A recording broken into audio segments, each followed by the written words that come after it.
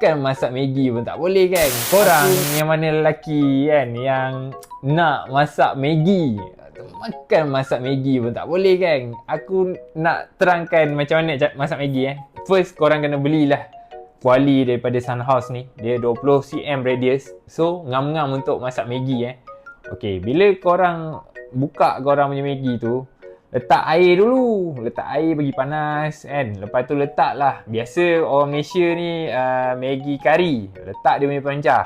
Lepas tu panaskan. Gaul semua. Gaul. Okay. Lepas tu letaklah telur. Letak telur. Pum. Letak telur. Bagi dia masak. Okay. Bila dah masak, korang letaklah last sekali Maggi. Letak Maggi. Lepas tu gaul lah gaul. Jangan pecahkan telur tu. Telur tu kita nak makan dia orang kata bentuk telur. Okay? Biar telur asingkan. Yang Maggi tu bagi dia jadi lembut.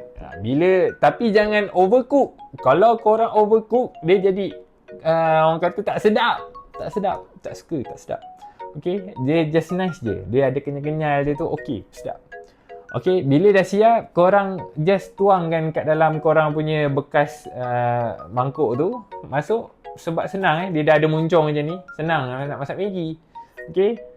Siap makan. Bila dah siap, korang kena belilah kuali ni. Kuali ni aku letak beg kuning kat bawah. Beli sekarang. Okay.